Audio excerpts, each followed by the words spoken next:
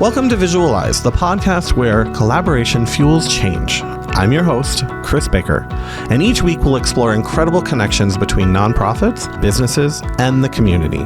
This is a space where we highlight inspiring partnerships, uncover strategies for creating meaningful impact, and share stories that show how working together can make all the difference. Whether you're a nonprofit leader, a business owner, or someone just passionate about building connections, this podcast is for you. Welcome back to Visualize, where we actually explore the collaboration and storytelling efforts to help nonprofits succeed. So what we do is we actually connect for-profit businesses with nonprofits, nonprofits with other nonprofits, and so that there is a collaboration. And so that is what we're really all about, collaboration and connections and giving them opportunities to explore different ways to work with them. So today I have the storyteller herself, Juliana Mason Torres. Did I say that right? Backwards. Torres-Mason. There you go. So, yes, welcome to Visualize. Thank you for having me. Yes. So tell us a little bit more about what you do, who you are, and how you are the nonprofit storyteller. Sure. So my agency helps nonprofits essentially tell their story. We do that through a lot of marketing, and we also help them with grant writing as well. So we help them in the space of their website, again, making sure their messaging is very clear and they're telling the right elements of the story online. And then we help them with newsletters, making sure that those stories are going out and are reflecting their mission on a monthly or weekly basis. And then we help them with their social media and help them make sure that they have the right strategy to get the right message in front of the right people. And then on the grant writing side, we help them actually collect the money to keep doing what they're doing. And a big part of that is storytelling as well, because the way you connect with donors and help people understand your mission is to tell stories about how you impacted the community. One of the most important things that I've noticed right now is me and you are like dominating LinkedIn on trying to help nonprofits understand storytelling. Good. Like, yeah. I see your posts all the time, and I'm like, every time I see it, I'm like, yes, that's so valuable, and I have to like, comment, and share. And like, I've been trying to add more of that kind of value to like, hey, here's what you can do in the behind the scenes, and here's what you can do even by capturing stuff on your phone. Right. Like, make sure that what are you trying to give, or what are you trying to explain? So it's all about how you tell the story, and writing is a huge component in that. Like, you have to have the words to tell the story. Right. A lot of times the first way we can help nonprofits is just by capturing the story to start. A lot of times they have all these people that they're impacting, all these volunteers that are going out in the community and making this amazing difference, but they are not actually remembering to write those stories down. They're not collecting all the details they need to tell that story in a compelling way. And that hurts them on the back end when they go to try to appeal and say, oh, this is what things that we did. Numbers can only do so much as far as really conveying your impact. You can say you gave 25 meals this last week, but what's really impactful is to explain how you helped a family who had no food be able to feed their children. Like, that's a bigger impact than the number itself. Oh, yeah. I mean, statistics can only go so far. Like, right. I mean, yes, we all need to know how many people did you support, but the emotion and the connection that a individual or the community or a business that may donate to the nonprofit, when they hear that story, that's what's going to drive them. That number might just be like, oh, that's cool. Congratulations. Yay. And sometimes it's not enough. Right. It depends. Like, I don't know. You're more familiar with the grant world, but sometimes they need the statistics. But now I know they're asking for a lot of video to showcase this is what you're doing in the community. How is that impacting nonprofits? It makes a huge difference. So you have a lot of nonprofits that want to go after grants, and essentially the grantors have to make hard decisions about who they are going to actually give this lump of money that they have in their back pockets to hand out. And the way that they do that is who who stands out to me most in what we're doing. And the biggest way you can stand out is to tell that story and to show that impact is actually occurring. That cause that you are wanting to make happen in the community is actually having an effect. And it's hard to do that with just numbers. And we collect a lot of numbers for grant writing, of course, but it helps if we can also tell a story and show on their websites and show in the social media space how that is happening, so that it's not just a sheet of paper explaining it as well. So one of the things is visibility for nonprofits. It's really hard for the grassroots and the small nonprofits to get that visibility to, be out in the community and get those donors and those supporters, sponsors. How can a video or, something that's written down, especially for grant writing and everything else, how can it benefit them? Like, what is the reason behind needing to have that story told? I think it is just a concept of showing, not telling. You can, on your website, you can say, we do this. But when you are able to actually show someone that had the problem that you're trying to fix and actually explain how you were able to come alongside that person and help them. A lot of times people that are giving money aren't in the world that people who need the money are in. And it's hard to really get them to understand what the need is and how we're actually making that impact. So that's where stories can really explain that. And it just allows you to connect as well. If you're not on a weekly or a monthly, at least, basis, putting something out to your supporters, to the people that follow you, to the people that are interested in what you're doing, to show the ways that you're helping, you're going to fall out of the front of their brains. You're just...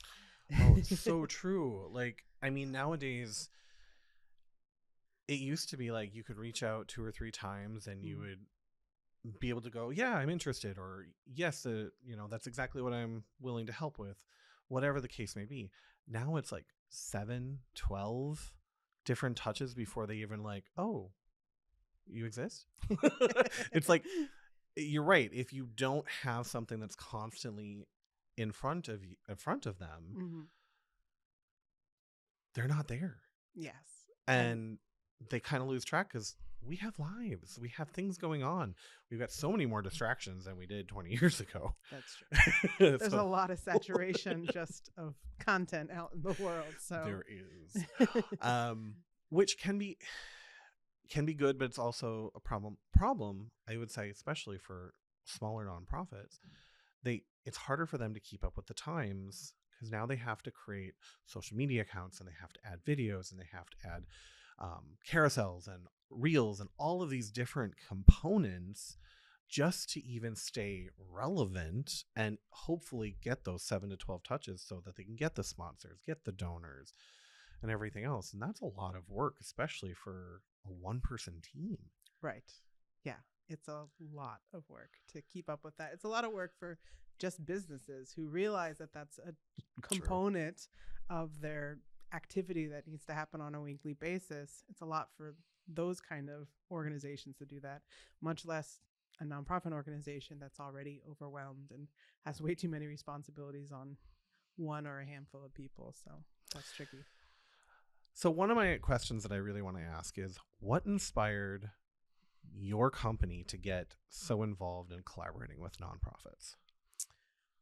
I just think that nonprofits are where the community stories happen. And I love telling stories. That's where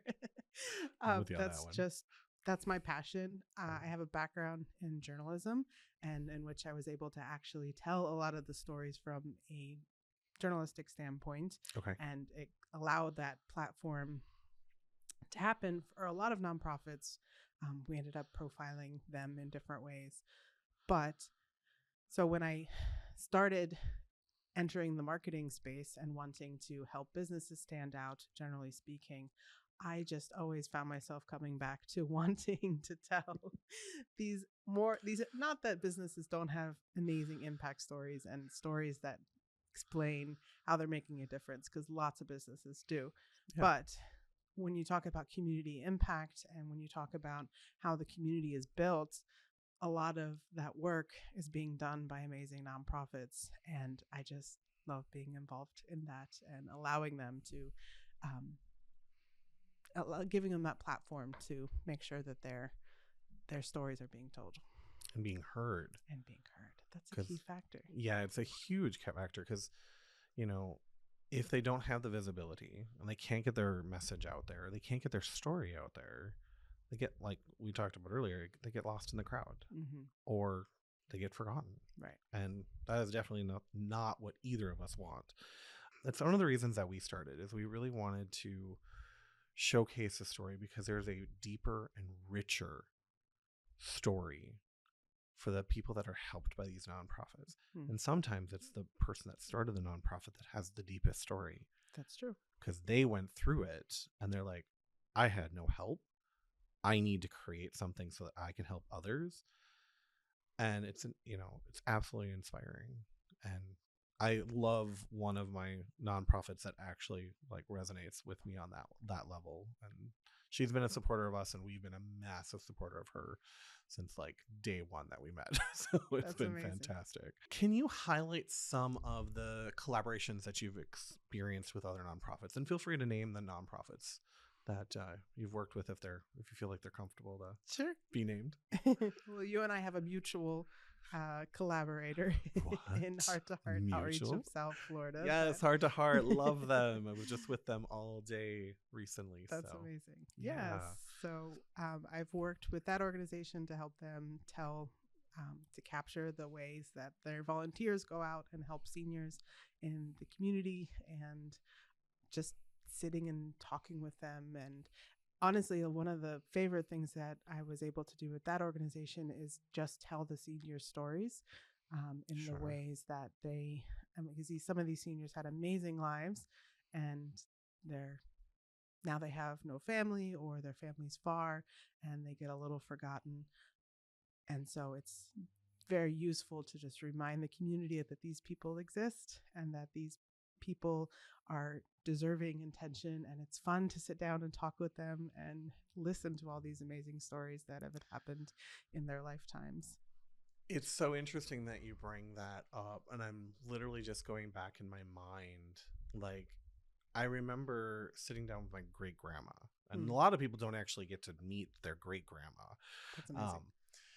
And she would be telling me these stories when I was a kid, and I'm thinking about that right now.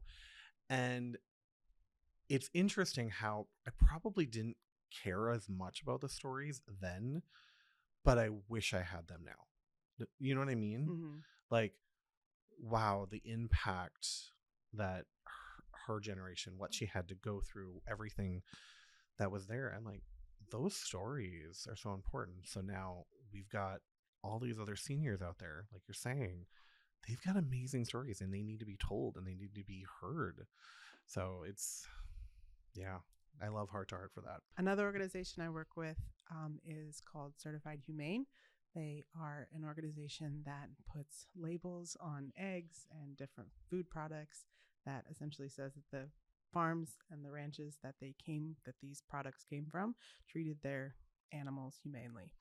And the tricky part about that organization is helping them tell their story in a way that fits within a wider, volatile realm of animal rights organizations that have very differing views. I was gonna say, yeah, I could see a little bit of a struggle there, but okay. Yeah, that's so a they challenge. have very differing views as to what the best way is to care for these farm animals that we use on a daily basis across the world. We're talking millions and billions of farm animals a year.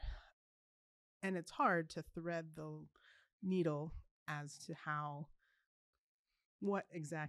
where your stance is, how exactly you need to be speaking out in the world. So one of the things we've done with that organization is start telling the stories of these inspectors that go out to these farms and actually are the ones that are interacting with the farmers and the ranchers, and just enabling us to showcase their humanity and how much they love the farm animals and are really passionate about making sure that these animals are well cared for.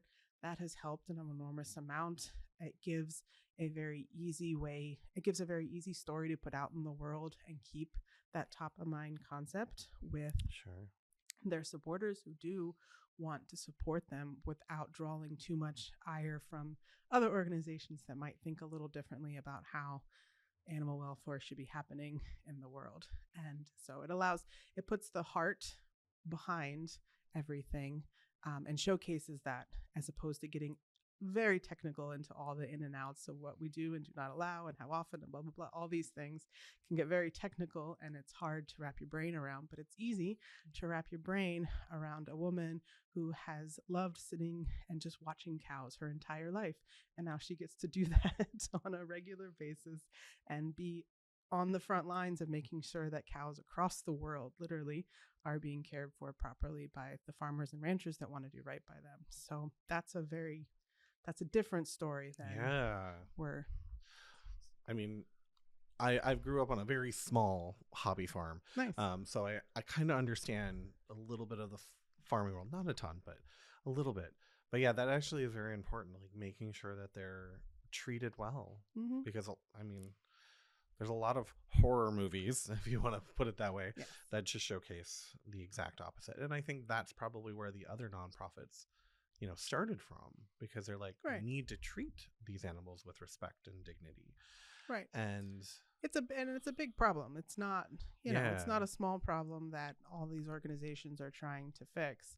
Right. And you can get in a lot of infighting in politics, but when you just talk about we want to help these animals and we are passionate about trying to make sure this happens, Sure. that stands out a lot better and on a positive, even playing field than a lot of the other technical pieces.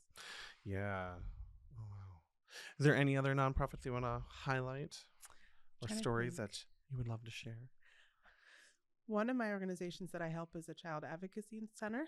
So they Okay. are a organization. There's a bunch of child advocacy centers across the nation, but what child advocacy centers do is they are the ones that when a child is abused or neglected or witnesses violence in some way, the child advocacy centers are the ones that actually will record the interview.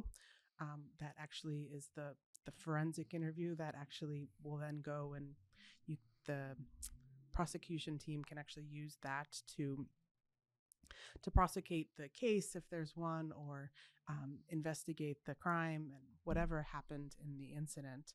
And it is difficult, as you might imagine, to get a child to talk about those sorts of things, whatever happened to them, that sort of thing.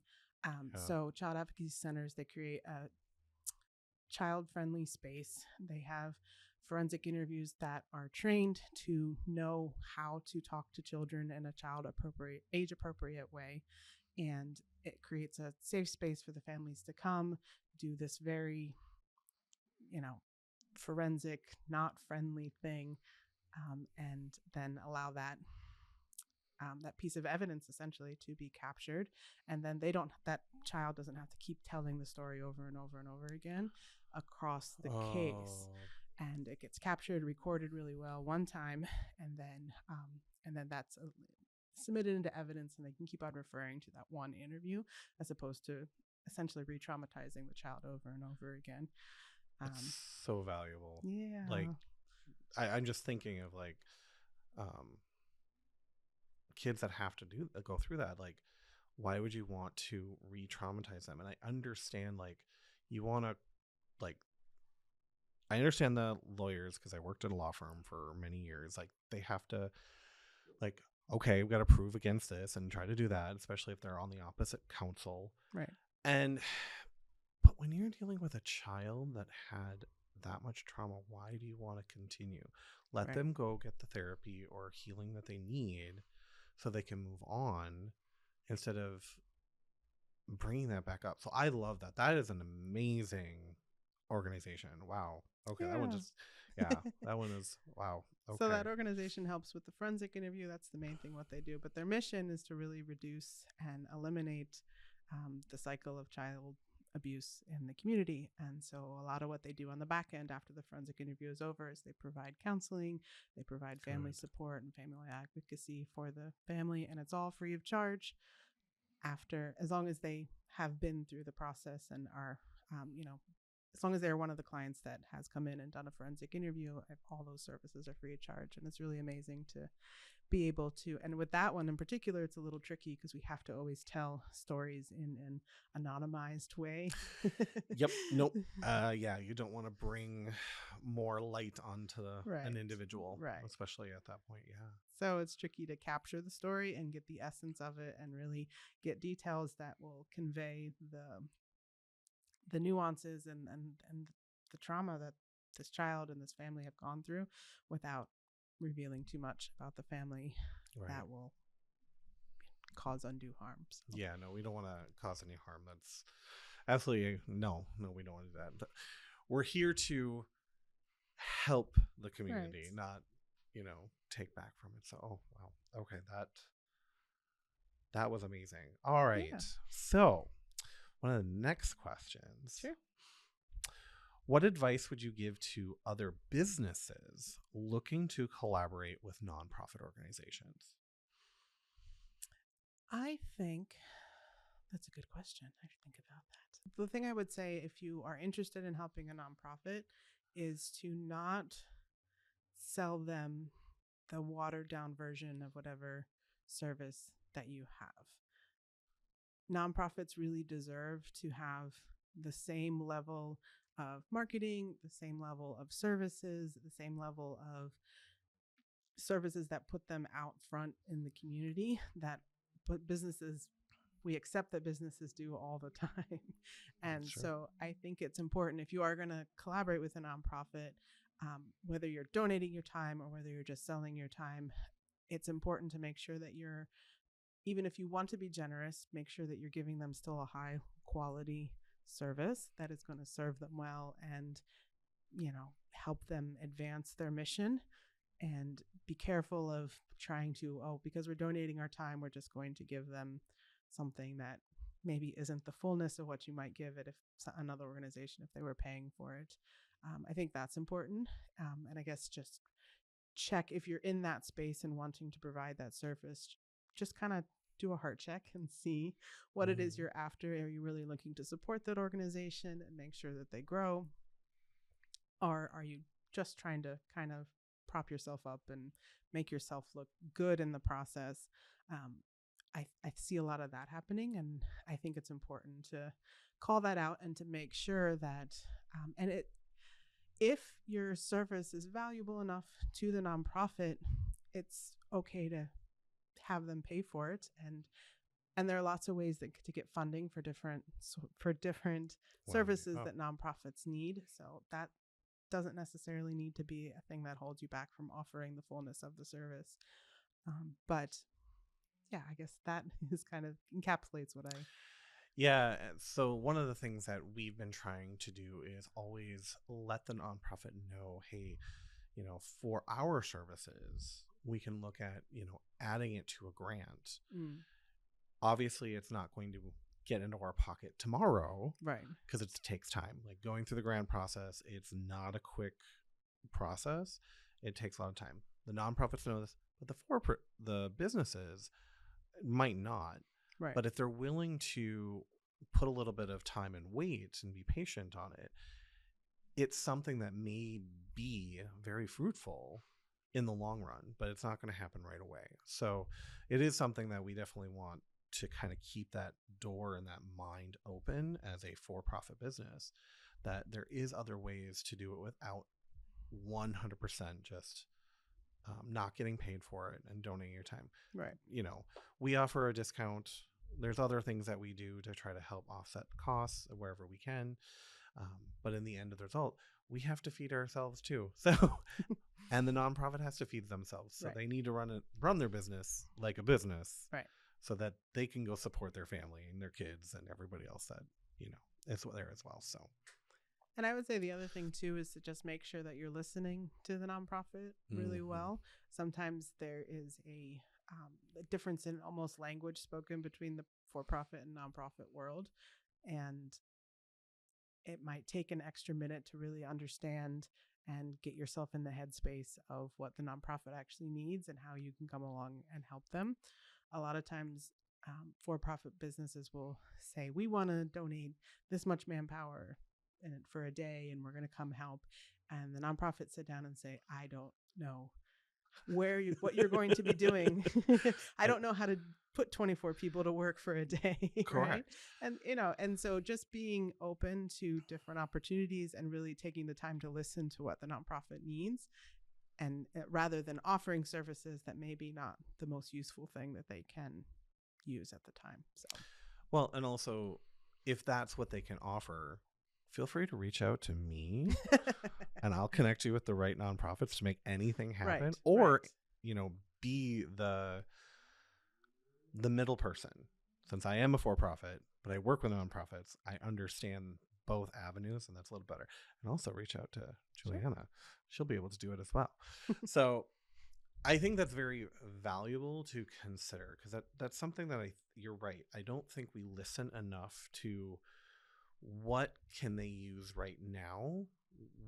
Maybe that 24 person, like for one full day, could be useful in a year.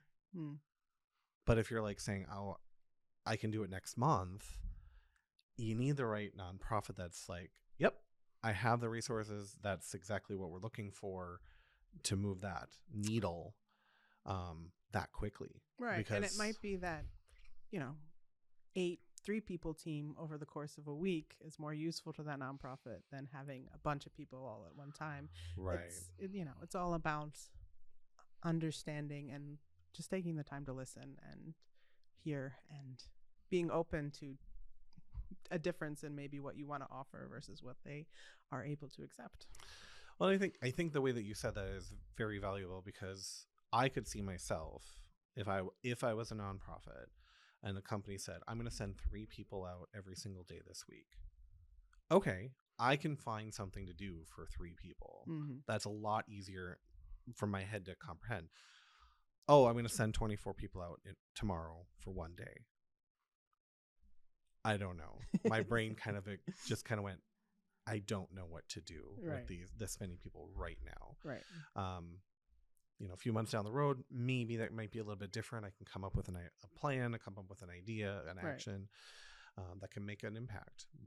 But yeah, I think that's very, very valuable, because now that you have a nonprofit thinking, but you also have the for-profit that wants to help thinking in a different way, and they can come up with a solution. But you're right, they have to listen to each other. Right. Yes. Like what can they handle, and what can I give in that same capacity? All right. That's actually really good advice.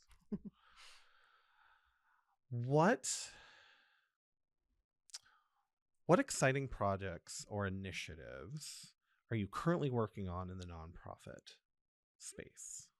Initiatives. So right now I am helping nonprofits with their social media strategy. Okay. So we get very deep into their target persona. We look at other organizations that are working in the same space, and we help them define exactly what they need to say to stand out in that space and to get the right messaging to their supporters. And then we help them actually craft the messaging that needs to go on social media. And we do that by dividing out their call to actions. So a lot of times when we're on social media, we tend to say, click here and also donate here. And also, here's some educational information. And it's just a lot to expect people to do every single post. So one of the ways that we can help is give them a very clear framework about how they can put their messaging out on social media specifically, in different platforms, and look at the timing of when they need to be doing that, how frequently, within their own capacity of their team, which is important as well. Oof, yes. And we're able to help them really stand out on social media, accomplish organizational goals on social media, which is key.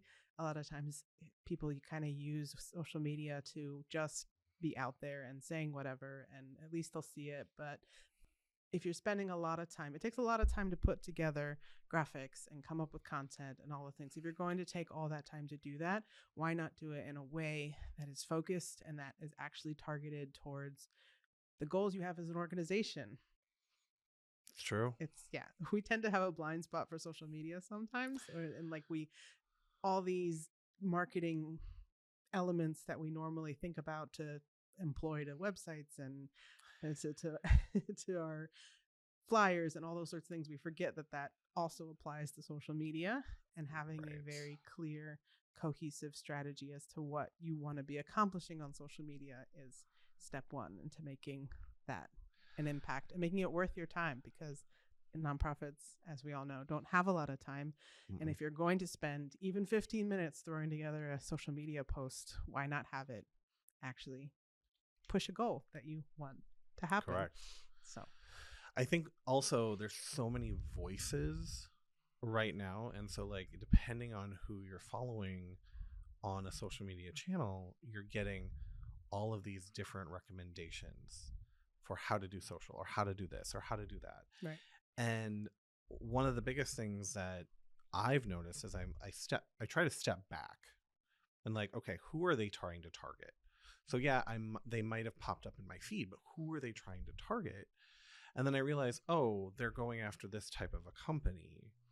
Okay, that's not going to help me. So this advice isn't really the best for me. True. And it's taking that step back that really makes the difference to go, okay, is this going to be strategic for me to talk about? And so when I think about that, and I think about how we run our businesses specifically, we're looking at the strategy for the nonprofit, and we need to take a deeper dive. We can't just say, oh, you're a nonprofit that does this. Sure, I can make something for you. It's not going to be that simple. Like, when we have to tell a story, we need to dig deeper. Right. And we need to understand who is your target audience. And if you say everybody, then I'm going to ask you if your cat is one of your, target audience, because that's everybody. Also, babies. Like, is babies your target audience? It might be, but I'm pretty sure they're not going to be the ones paying for anything or assisting. So it's very important to think about the target audience much more niche. Right. Like, it'll still expand, but if you drop a pebble into a water and that's your target niche, all of the ripples are still going to be felt for analogy. Miles and miles. Right. So that niche is still going to ripple out to all the other people that you want to connect with. But if you have it very focused, your message is going to be clearer. Your vision is going to be clearer. Your purpose, your call to action, everything is much more refined. And I know that's something that we do when we talk about strategy, is we have to dig deeper. And that takes time. It's not going to happen overnight. No. And the thing that's great about social media is that you do have the full landscape of everybody on social media. So when we create avatars, we get and by avatar I mean the target persona, the person that we're going to be targeting, we get very specific, because why not? You're going to find people that fit that very narrow person that you want to target, and then you will still capture a wider range. But unless you're speaking to a very specific person, you're not going to speak to anybody at all. That's so the true. Key factor. And I mean, I've tossed, when I first started the company, I tossed out whatever. And I was like, nobody's looking at it. Nobody's liking it. Nobody's doing anything. Well, who was I talking to? And if we look back at it, I wasn't talking to anybody. Right. I was just talking to the general void, let's call it. And it was very important for us to take a deeper look and like, okay, who do we really want to help, and how do we really want to help them? And that made a huge difference when we actually switched over for our company. So it does make a difference.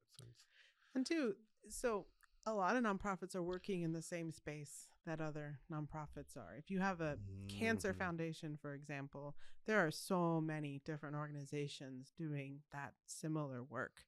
So, how do you convey your specific mission amidst all this other landscape of It's true. conversation that's happening? And so, one of the things we do is we look at that landscape. What is the conversation that's happening on social media now? And how do you have a strong community value within that conversation that lets you have a voice so that you're not just saying the same thing that everybody else is or saying something that people aren't resonating with. Like you can actually, there's a space for everybody on social media to have a voice and be part of the conversation. And it's really about just charting that space and creating that space for yourself with that very specific target persona.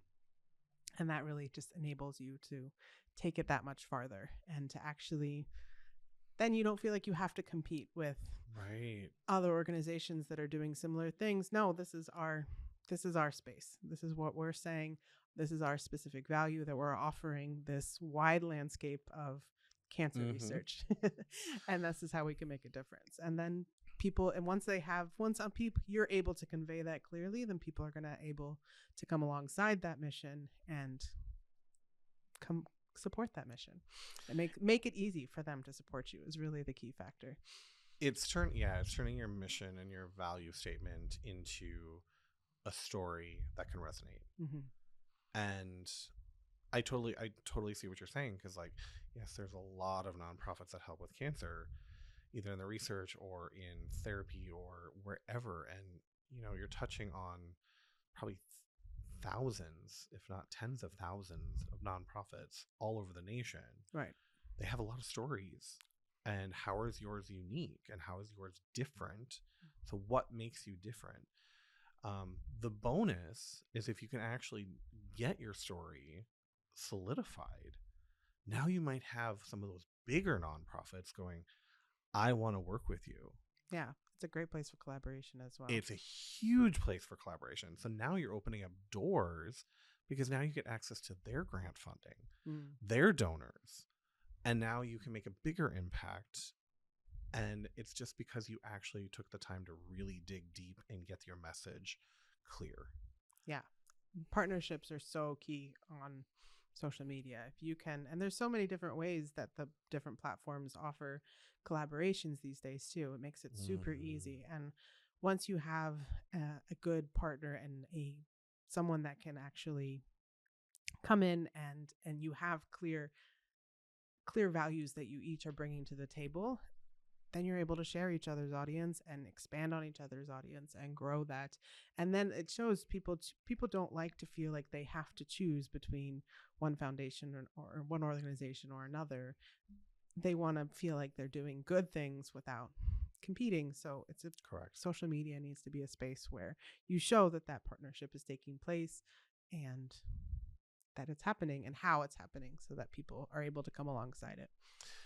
One of the ideas when I was talking about the collaboration is actually more of a structural space as well. Like 100% social media is a great place to collaborate and like showcase together.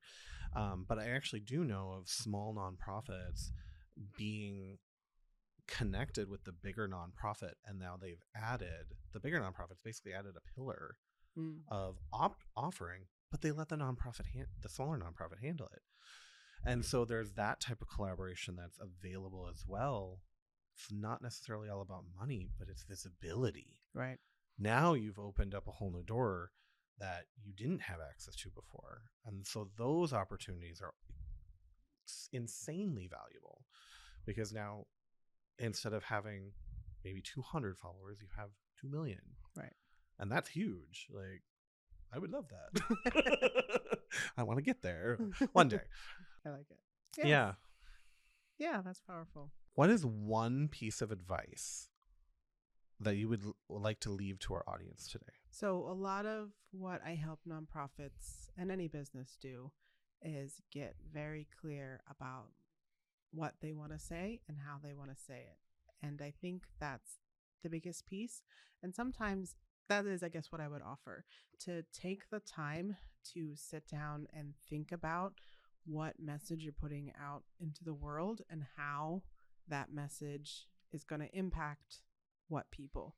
And a lot of times, and this happens in for-profit business 100%, yeah. as well as nonprofits. They both have this problem where you start doing a thing and you're doing this thing successfully even, but you don't, when you are looking to pivot and expand your reach into a greater community or just be more visible out in the community so you can get more support, it's important to stop for a minute, have a meeting with all the stakeholders, and establish that community value that you bring, and make sure that that is really clear and that your values alongside that are really clear before you start making that wider push into being more visible. It can be harmful even to start throwing anything out into the world before you're clear on what exactly it is you want to say and how you want to say it. And that, I think, is, or it may not even be harmful, it just might be a waste of time in a sense. Because again, anything that you're putting out in the world to make yourself visible is going to take time, and it's going to take resources, and it's going to take even just thought and consideration to do. And so it's important to make sure that if you're going to be spending that time and using those resources, that you're doing it in a targeted way and that you are clear. And really, the other message that I would convey too is that can happen one time. Get very clear. It's not a thing that has to happen every year. It's not a thing that has to happen every month. The purpose is to, what are the least common denominators that make us who we are, and making sure that you know that and are able to communicate that to the stakeholders effectively will allow you to enhance that visibility exponentially, as opposed to just throwing whatever out there. So I think that would be the biggest thing that I would offer as advice, is to just be very intentional, take time, and nonprofits tend to have 50 million pieces working, but it makes a difference to stop, do a organizational retreat, whatever you need to do to make sure that that's very clear, and then go forward with your visibility and the greater impact that you want to do. I completely agree. I think that's being clear, concise is very important, because now you're talking to whoever you need to talk to, and you know what you need to say, and you're having the same message, and it's repeatable, instead of going, I'm going to go over here and do this, I'm going to go over here and do this. So yeah, that's very valuable. I love that. So how do people get in hold of you if they want your services? Sure. So I am at torresmason.com. There's no hyphen in the title, so you can do just torresmason.com. Can you spell that for him? Yes, TORRESMASON.com. You can also find me at thenonprofitstoryteller.com, and you can find me on socials at Torres-Mason Writing. Pretty much that's my handle everywhere. Perfect. And yeah, go ahead and follow me, reach out, and I would love to chat. Do you have a phone number for anybody to call? Sure. 561-252-5897. Perfect. Well, Juliana, thank you so much for being on the show today. I think we had some amazing, valuable nuggets that we get to share. I hope that everybody out there and that's watching us gets to take some of that back and, take a deeper dive, like really dig in. I would love to have you back on the show. Let's definitely do this again. So thank you guys for watching Visualize, and you guys have a wonderful day. Thank you for having me. Thank you for joining me on this episode of Visualize. We hope that the inspiration and practical insights can help you foster stronger connections and meaningful change. Don't forget to subscribe, share the episode, and leave us a review. To learn more about Visuals by Momo and how we support collaboration and storytelling, visit visualsbymomo.com. A huge thank you to everyone out there listening. Until next time, remember, collaboration fuels change, and your connections can inspire the world.